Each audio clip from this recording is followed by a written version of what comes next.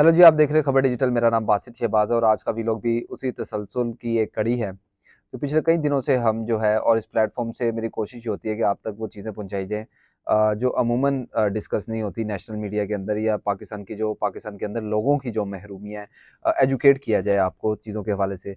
कल doctor Mahrang Bloch जो missing persons के हवाले से एहतजाज इस्लामाबाद नेशनल प्रेस क्लब के सामने जारी था, उसमें एक प्रेस कॉन्फ्रेंस की गई और डॉक्टर महरंग बलोच की जानिब से और लापता अफराद के जो लवाहिकीन वहाँ मौजूद थे, इस आस में, इस उम्मीद में कि शायद कुछ शर्म जो है इस हुकूमत में या इस हुकूमत के इदारों में आज भी मौजूद हो।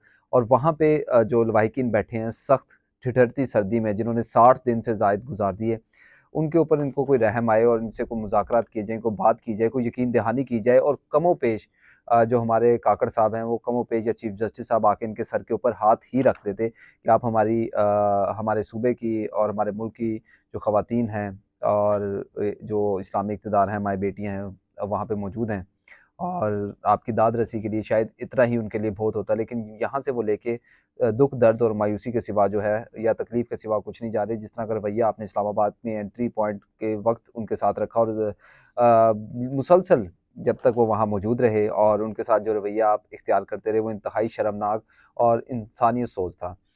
महरक बलोच कल प्रेस कॉन्फ्रेंस करती हैं लापता अफराद के लवाहिकीन के साथ और ये बात का वो ऐलान करती है कि हम धरना ख़त्म कर रहे हैं, जबकि सोशल मीडिया पे उन्होंने पैगाम जारी किया पाकिस्तानी रियासत के इदारों के लिए, पाकिस्तानी हुक्मरानों के लिए, पाकिस्तानी अवाम के लिए। वो ये था कि कल हम इस्लामाबाद से यानी आज इस्लामाबाद से दुःख, दर्द, तकलीफ़ और इस्लामाबाद की बलोच दुश्मन रवैयों को लेकर वापस बलूचिस्तान जा रहे हैं।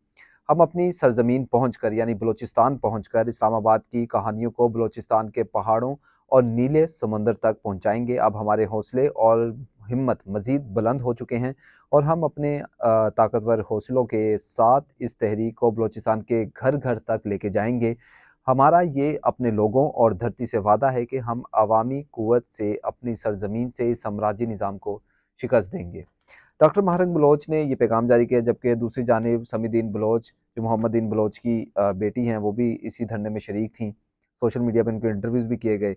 उन्होंने भी सोशल मीडिया पे पैगाम जारी किया कि रियासती तशद्दुद के खिलाफ हमारी ये तहरीक 5वें दौर में दाखिल हो चुकी है, जहाँ पर 27 जनवरी को कोयटा में अवामी जलसाए आम का इनेकाद किया गया है। हमने इस दौरान इस्लामाबाद में बैठकर इस्लामाबाद के बलोचों के साथ रवैया जानने वाला और ये सलूक जो किया गया दुनिया के सामने रख दिया है, जहाँ इस तहरीक के अंदरूनी मुल्क और बैरून मुल्क बैनुल-अक़वामी सतह पर हिमायत मिली, जिनमें बरतानवी अरकान पार्लियामेंट से लेकर आयरलैंड के रुकने पार्लियामेंट और वज़ीर ख़ारिजा की जानिब से बलूचिस्तान के साथ रियासती तशद्दुद के हवाले से अपने तहफ़्फ़ुज़ात का इज़हार किया गया।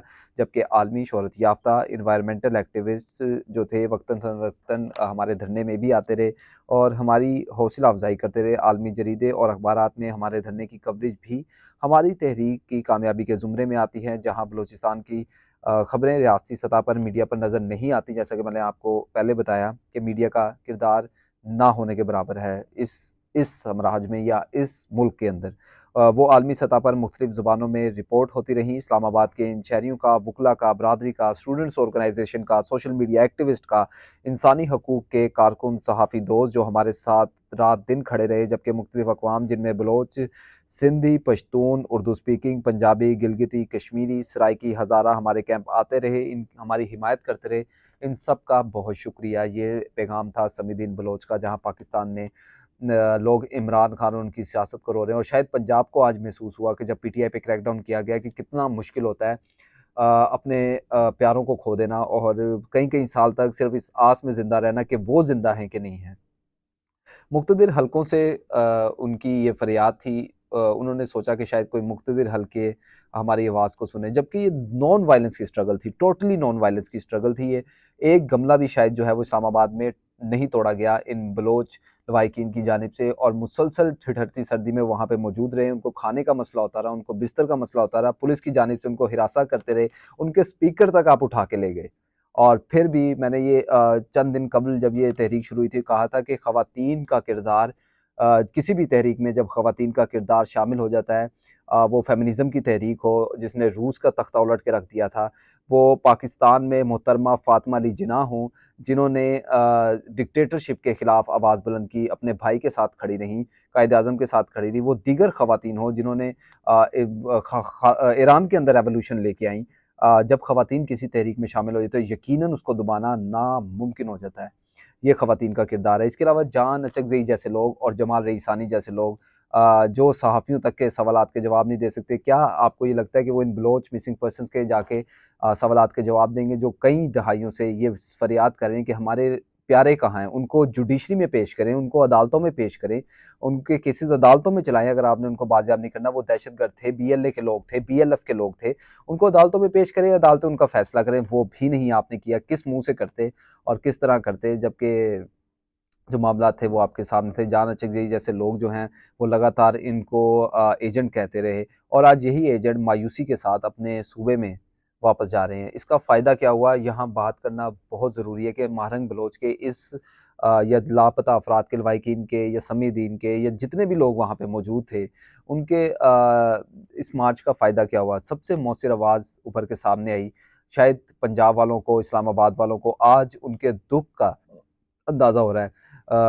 बड़ी तादाद में तो नहीं, और बड़ी तादाद में हम लोगों को कभी अंदाज़ा भी नहीं हुआ इन चीज़ों का, लेकिन कुछ तादाद में लोग जो है इस चीज़ों को समझना शुरू हुए, लोग इस पे बात करना शुरू हुए, इसको सुनना शुरू हुए। नहीं तो इससे पहले सोशल मीडिया पे इस तरह की आवाज़ें दबा दी जाती थी, दब जाती थी या उठा ली जाती थी। नॉन वायलेंस की टोटल ये स्ट्रगल थी। इसका एक ये भी फ़ायदा था कि उन्होंने दिखाया कि किस तरह नॉन वायलेंस की स्ट्रगल जो है, आप एक गमला तोड़े बगैर अपनी आवाज़ जो है आलमी मीडिया तक पहुँचा सकते हैं, आलमी जो लोग हैं आलमी सतह के ऊपर उन तक पहुँचा सकते हैं। इससे आप मिसाल ले सकते हैं, अगर आप आज भी सर्च करें तो गांधी बरे-सगीर के बहुत बड़े लीडर थे जिन्होंने सॉल्ट मार्च किया था।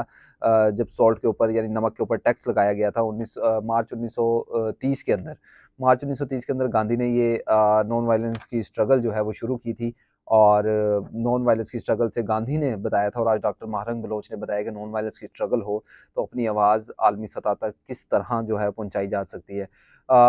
यकीनन बलूचिस्तान के अंदर पहले ही बहुत सी नफ़रत मौजूद है और वो होनी भी चाहिए, क्योंकि जिस तरह आप उनके लोगों को उठा लेते हैं और फिर उनके लोगों के ऊपर जो है वो आप कमाई करते हैं और लोगों को, मुशर्रफ जैसे लोग या डिक्टेटर जिनको आज भी जो है वो इस मुल्क में सराहा जाता है एक इदारे की जानिब से, वो दुनिया के अंदर पाकिस्तान के जो नौजवान हैं उनको एक दहशतगर्द बना के जो है वो पेश करते हैं। मुझे ये बात समझ नहीं आती कि अगर जाना अचकज़ई साहब ये बात कहते हैं कि ये बीएलए के लोग और बीएलएफ के लोग थे, तो निगरान हुकूमत जो है, वफाकी हुकूमत, वो किस हैसियत में एक कमेटी बनाती जब ये इस्लामाबाद आए थे, जिसमें मुर्तज़ा सोलंकी साहब खुद थे, फवाद साहब थे और वज़ीर सकाफ़त भी जो थे, निगरान वज़ीर सकाफ़त, वो भी मौजूद थे। अगर ये दहशतगर्द थे तो फिर क्या बाज़ियाब करवाया उन्होंने इधर से? आपके बयानात ऐसे ही हैं जबसे इससे पहले डीजी आईएसपीआर आसिफ गफूर साहब कह चुके थे, ये मंजूर पश्तीन जो है वो एक मोसाद या रोज़ को फंडिंग करती है। ये तहरीक यकीनन ख़त्म नहीं हुई, क्योंकि उन्होंने जलसे का भी ऐलान किया। अब ये पीटीएम की तरह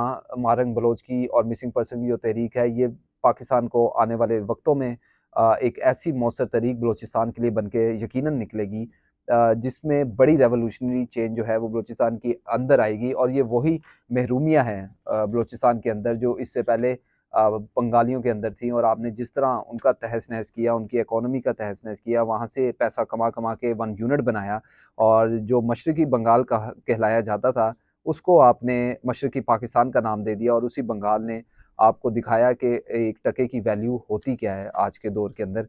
और यकीनन ये एक मुनज़्ज़म तहरीक थी और मुनज़्ज़म तहरीक से आपको नताइज जो हैं वो दूरस्त हासिल होते हैं, ये हमेशा याद रखिएगा।